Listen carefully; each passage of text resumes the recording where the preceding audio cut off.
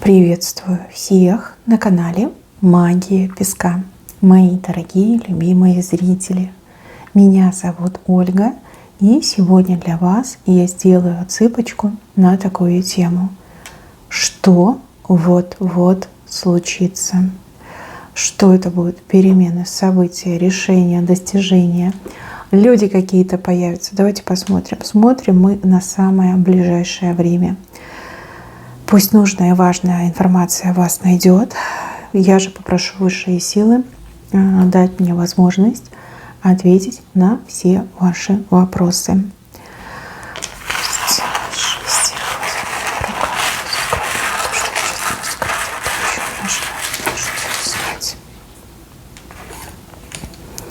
Какая большая восьмерка у вас вышла.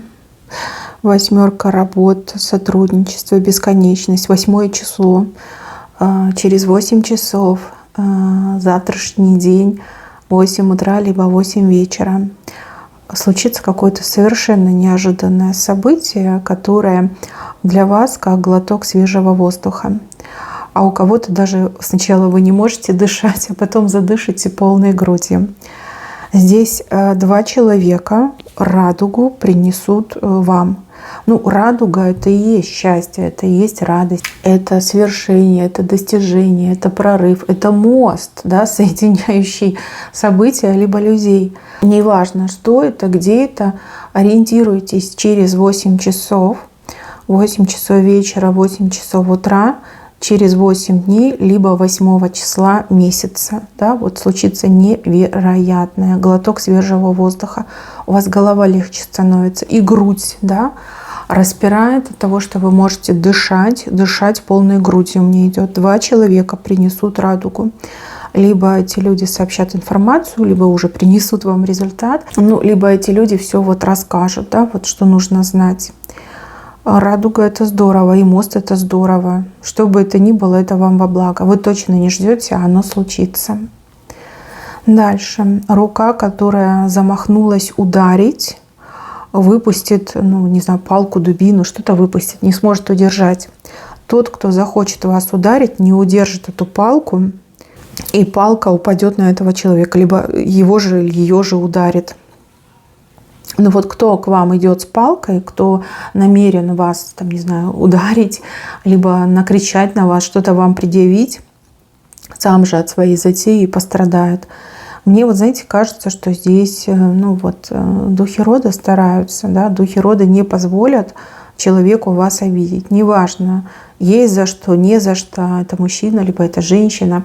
Неважно. Мне идет, что не позволят. Выбьют эту палку, и палка упадет на того, кто хотел вас ударить. Для вас это прям совсем какое-то событие запредельное, паранормальное. А для человека, который вас хотел ударить, это очень знаковое событие. Возможно, это человек, верующий, либо мистик от природы. И человек увидит в этом очень сильный знак, либо почувствует знаковость этого события.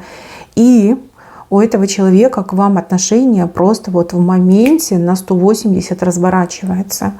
Человек будет ходить и шепотом рядом с вами разговаривать, будет ходить и на вас, молиться, либо ходить и вас всячески, прославлять везде, какая вы необычная и волшебная. Видно, палка ударит, надеюсь, по голове, и мозги в правильном направлении встанут, и человек прекратит на вас нападать, либо эти все желания на вас нападать, они просто исчезнут в моменте. Духи рода — это не ангелы, это духи рода. Особенно, если вы как-то связаны с культурой и наследием Турана, для вас это идеально. Хотя, наверное, мы все связаны, вспомним, эти средние века, татаро-монгольская ига, или как это называлось. Мы, наверное, все носители этого кода. Даже если мы не выглядим так, то все равно кровь не вода, она генерирует в себе эти все энергии, сохраняет, опять же таки, потому что прям знак Туран, это родовой знак на самом-то деле. Так, еще, вот-вот и ответ придет, вы получите ответ. Не могу сказать, на что вы писали, вы кому-то ходили, вы у кого-то что-то спрашивали, но ответ придет. Ответ — это не то, что вы ждете. прям совсем не то, потому что ответ с левой стороны приходит, и он еще очень объемный. То есть там не просто слово «да» или «нет», там какое-то очень развернутое пояснение будет. И, если честно, вы немножко в шоке, вы начинаете читать, вы ничего не понимаете, что там написано. Как-то мысли, знаете, как эти мошки разлетаются. Ну, скорее всего, от волнения, либо, может быть, вы уже были прям настроены на то, что ничего не будет, ничего не случится, а тут прям какой-то сложный ответ придет. И я вам скажу, в целом энергия этого ответа, она достаточно теплая. То есть, возможно, будет предложен вам не конкретный ответ «да» или «нет», но какой-то вариант, что можно сделать то и это, либо изменить то и это, и получить вот это и вот это, да. То есть, в принципе, не отказ, но и не прямое согласие. Что-то среднее, но с плюсовым значением. И я вам настоятельно рекомендую прочитать данный ответ несколько раз. Первый раз, когда получите, прочитаете, а второй раз, когда успокоитесь, либо там, не знаю, ночь пройдет, утром на свежую голову проснетесь, прочитайте. Либо идите к кому-то, кто в таких вещах прям очень хорошо разбирается, пусть этот человек прочитает и даст вам свое заключение. Все-таки мне идет что положительное, плюсовое. Там что-то нужно переделать, доделать, по-другому спросить, либо по-другому податься. И успех вам гарантирован. Дальше. Вот-вот. Вот-вот. И состоится разговор. Разговор на очень такую тревожную тему, либо там будут в разговоре задеваться очень такие серьезные триггеры для вас, либо для другого человека. Но тем не менее, видно, пришло время поговорить, и деваться некуда, разговор состоится. Все начнется как-то со скрипом, да, нет там особого желания разговаривать, либо люди разговаривают очень аккуратно, подбирая слова. А закончится вообще какими-то обнимашками, поцелуйчиками, какой-то милотой, теплотой, а у кого-то страстью закончится. Ну, допустим, вы поссорились с парнем, либо с девушкой поссорились, там, с женой, с мужем, неважно. И вы решили разводиться, либо навсегда расстаться. Вы приходите, начинаете об этом говорить. А в процессе, значит, выясняется, что вы любите, и вас любят, и все это была большая ошибка, и вам нельзя расставаться, вы должны быть вместе, да, и обнимашки, поцелуи, страсть. А у кого-то, например, там на работе, да, вы считаете, что ваш начальник там крыса еще та, или хочет, чтобы вы уволились. Вы приходите и начинаете, значит, это все обсуждать, а начальник такой: да ты что, ты же у меня там лучший сотрудник, либо лучшая сотрудница. Там выясняется, что на вас кто-то донос принес, либо там накляузничал. Либо выясняется, что начальник вообще там берега попутал и сам очень сильно теперь жалеет об этом. То есть поговорите, выясните, пообнимайтесь, друг другу руки пожмете, по плечам похлопаете и с хорошим таким здоровым настроением разойдетесь. Понимаете, вот какой-то разговор очень ценный по структуре и ценный по результату для вас и для того другого человека. Видно, давно вы хотели поговорить, но не получалось. А тут как бы все совпало, да, и время пришло, и вы поговорите. Хорошо поговорите, почему бы и нет, на правой стороне это в ваших интересах. Дальше, вот-вот, и придется вам, за что-то платить. Извините, но скажу, как вижу, да, я вижу, что вы деньги отдаете, за что-то вы платите. Может быть, пришло время обязательного платежа. Там коммуналка, аренда, этот кредит, что-то платите, да, рассрочка, может быть, что-то есть. И я вам скажу, этот момент, он достаточно тревожный, потому что это не брать, а давать, да, и, возможно, у вас не будет там всей суммы, либо вы будете очень переживать, чтобы эту всю сумму собрать, накопить. Опять же, будете переживать, а что дальше делать, а где мне ужаться, а где мне сэкономить, либо к кому пойти, у кого одолжить. Но вот у вас суета в этом вопросе, да, суета и некое нервное переживание. Что есть, то вам и говорю. То есть нужную сумму вы найдете, либо она уже у вас есть, и да, вы заплатите. Это я вижу.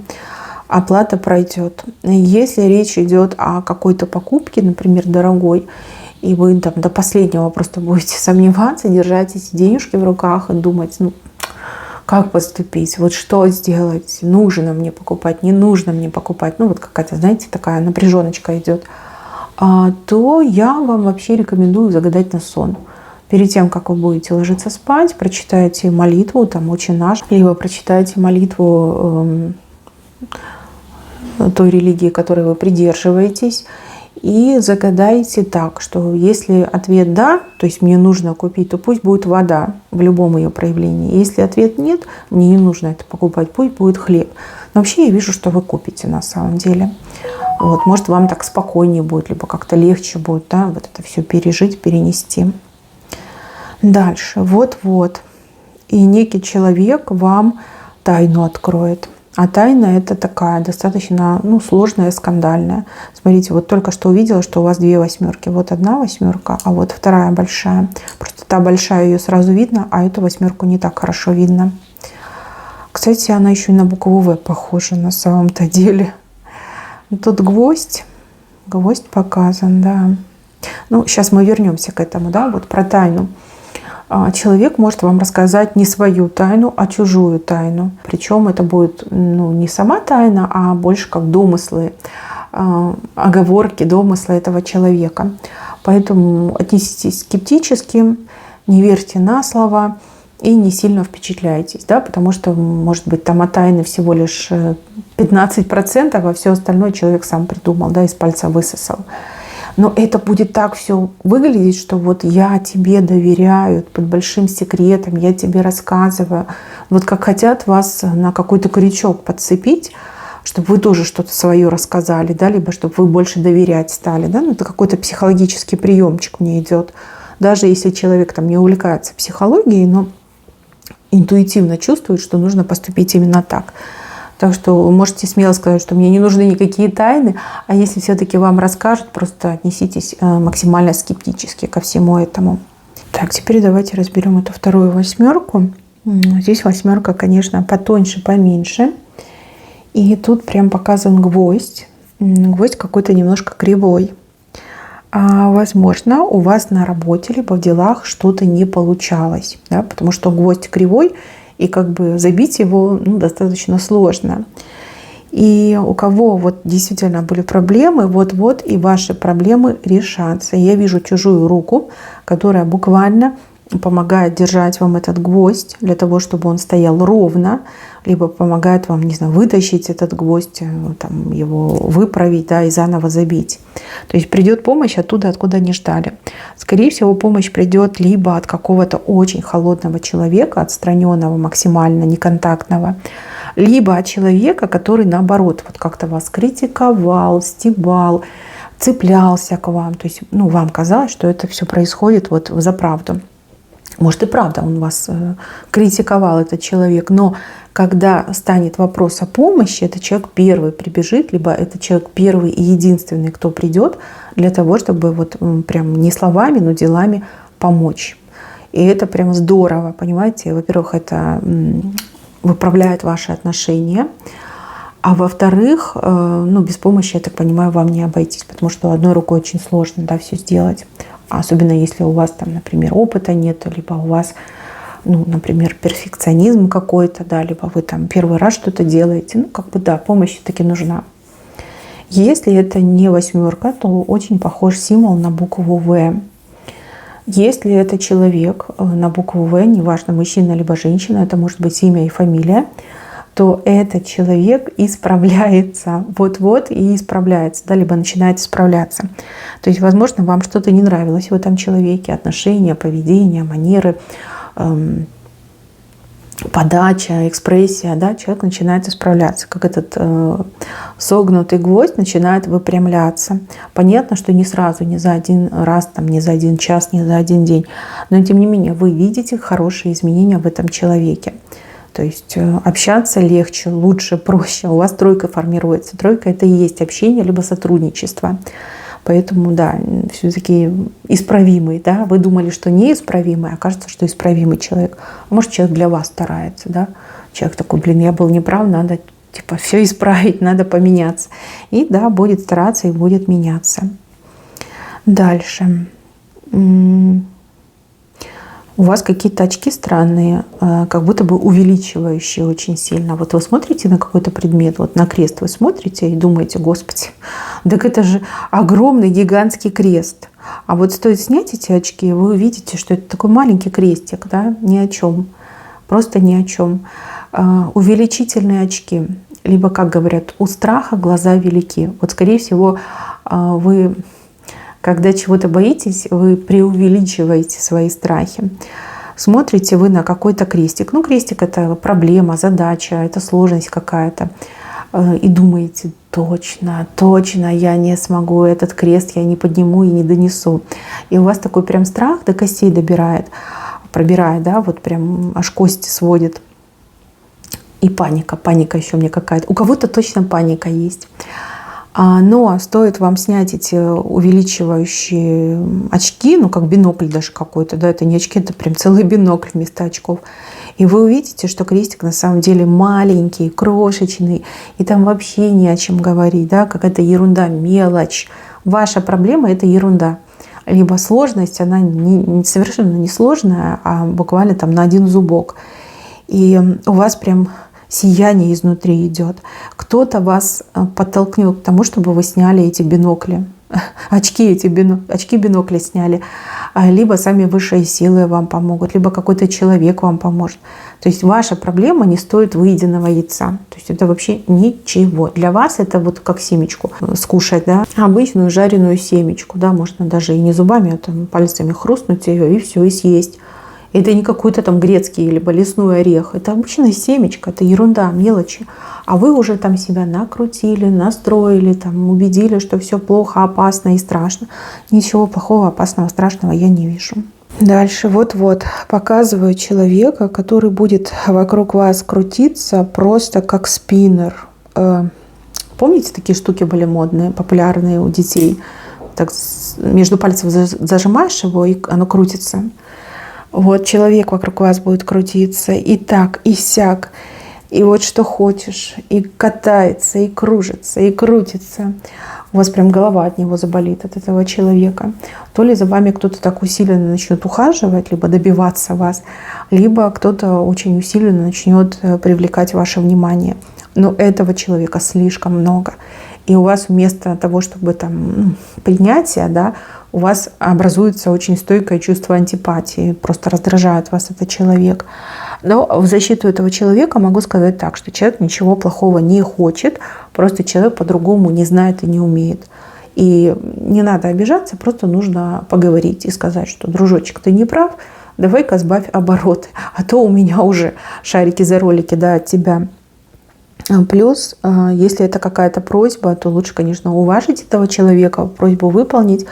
А если это какой-то ухажер, то, девочки, поговорите как есть. Потому что если вы не говорите, то вы человеку несознательно даете надежду. И поэтому будет крутиться еще быстрее и дольше, и вообще не отстанет от вас. Дальше, вот-вот. Ну, какой-то зуб, бивень. Нет, это не зуб, это, скорее всего, бивень. Бивень какого-то слона, либо этого мамонта. Нет, не мамонта, слона, скорее всего. Возможно, вы об этом не знаете, возможно, вы знаете. Скорее всего, какой-то человек на вас обиду затаил, либо долго вынашивал обиду в себе. И, возможно, вы ничего такого и не сделали. А может быть, сделали и не поняли, что вы сделали. Ну, есть такие люди, что ему повода не надо, чтобы обидеться. Человек придет к вам и покажет вам этот бивень и скажет: вот, это все ты, это все из-за тебя. А вы прям ахнете, вы скажете: ну надо же, какой тонкой душевной конструкции человек. Кто бы мог подумать, что тебя там я обидела, либо там какими-то словами задела. То есть человек, скорее всего, на что-то обиделся, а потом в своем сознании это все там раскрутил до каких-то вселенских масштабов. И вот вам придется сдерживаться, чтобы не рассмеяться, но как-то с этим человеком поговорить и объяснить. На самом деле я вижу, что вы этот бивень заберете. То есть вы человека сможете убедить, что вы там плохого не хотели, что это все было, ну, типа ошибка, да, случайность, и вообще там ничего криминального нет. Это вообще на самом деле хорошо, Потому что человек ходил, понимаете, он все время ходил, он думал о вас, он думал в негативном ключе. И эти мысли, они все-таки летели в вашу сторону. И как эти, знаете, камушки стучались в вашу крышу, да. Поэтому лучше так, да, лучше все выяснить, прояснить, проговорить, на свои места поставить, да, и от этого будет результат.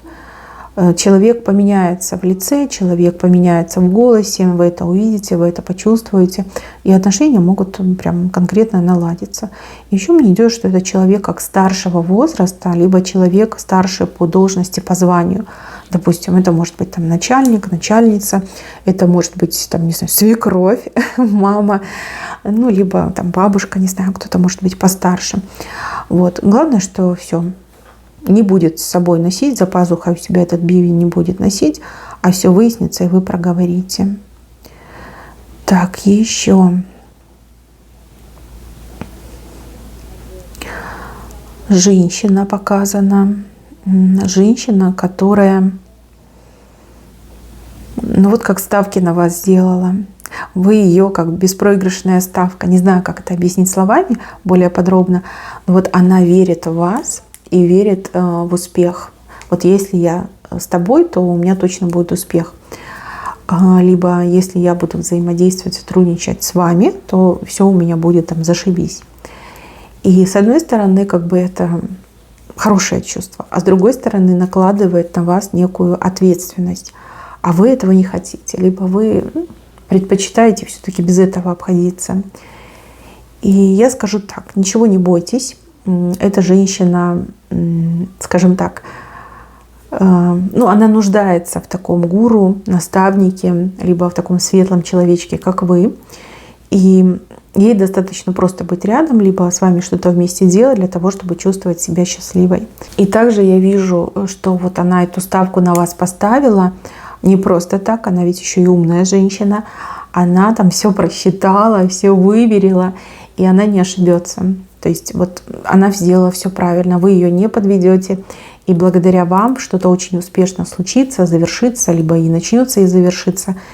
И это поднимет вашу самооценку на самом деле. И она вас очень здорово, профессионально похвалит. Не то чтобы прям сильно захвалит, но похвалит по-настоящему. И это поднимет вашу самооценку. Придаст вам даже какой-то сильной жизненной энергии. На самом деле неплохой знак. Вот. Зря вы в себя не верите. Вот она в вас верит, и она не ошиблась в вас. 100% не ошиблась. Дальше, мои хорошие, кому-то из вас прям в эту ночь, либо в следующую ночь приснится сон, где вы сможете либо увидеть ответ на свой вопрос, либо увидеть ближайшее будущее. Вот какой-то главный момент своего самого ближайшего будущего. Причем увидеть вот со стороны и во всех красках. Кто вот ходит, мается, да, у кого там серьезный вопрос в голове засел, либо кто переживает, что там будет завтра, послезавтра, вы прям сон увидите. Сон, и этот сон вам покажут ваши ангелы-хранители. Ну, либо родные души, да, духи рода покажут. Это вот прям четко обозначено. Сон. Ложитесь лучше пораньше спать, вот прям пораньше, чтобы сон был полным, чтобы вы успели вот прям погрузиться, да, в глубину сна, и чтобы вы могли увидеть все до конца. Чтобы там не пришлось вставать там, по звонку будильника, и вы бы там концовочку не увидели, либо концовочка смазанной получилась. Вы понимаете, да, если вы так резко прям просыпаетесь, то вы можете забыть свой сон. А если вы просыпаетесь природно, органично, спокойно, то вы будете помнить. Вот прям предупреждаю, да, говорят, что тебе приснится, поэтому, пожалуйста, будь готов. Так, еще вижу, вот-вот у вас знакомство случится. Причем знакомство такое, знаете, необычное тем, что вы познакомитесь с каким-то человеком, кого сложно понять. Скорее всего, речь идет о том, что знакомство, наверное, с каким-то иностранцем, либо иностранкой проиграется. Но если вы женщина, то с мужчиной познакомитесь, а если вы мужчина, то с женщиной познакомитесь. Ну, как говорите на разных языках, да, сложно друг друга понять. Ну, а может, человек говорит, допустим, какими-то формулировками, да, какими-то деловыми, официальными словами, научными словами. и немножко сложно понимать этого человека. Но знакомство однозначно не сейчас, но в будущем станет вашей какой-то, не знаю, золотой жилой. И это прям во всех смыслах этого слова, да, золотая жила. Очень выгодная, очень перспективная, много благ принесет. Там прям будете ходить золото добывать и пользоваться им, да, ну не в прямом смысле слова золото, а вот именно какая-то выгода мне идет. Удачно познакомитесь, и не сейчас, но в будущем это, да, ваша золотая жила. Вам, кстати, очень сильно будут завидовать, что вы знакомы с этим человеком, потому что с этим человеком, не знаю, может сложно познакомиться, проблематично, не знаю, в принципе, что угодно может отыграться. Какой-то специалист, либо действительно какой-то иностранец, причем, ну, хороший, нормальный, адекватный человек. То есть, кто знакомится на сайтах знакомств, вы, наверное, понимаете, да, что там люди очень загадочные.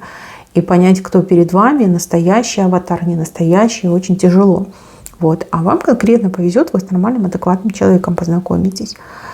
Ну и да, вам будут завидовать, и прям в лицо вам будут говорить, что вот, ты такая везучая, ты такая счастливая, ты с таким вот человеком познакомилась, да, будут тыкать. А с другой стороны, почему бы и нет, знакомства по судьбе. И, конечно же, вам не стоит избегать таких знакомств, наоборот, договоритесь, пообщайтесь, обменяйтесь контактами. Никто же не заставляет вас сразу с этим человеком там либо жить, либо спать, либо там все деньги отдать. Правильно, никто не заставляет. Вот, ну, показано, что золотая жила для вас. Мои дорогие, на этом все. Берегите себя. Всем спасибо за внимание. Всем пока-пока.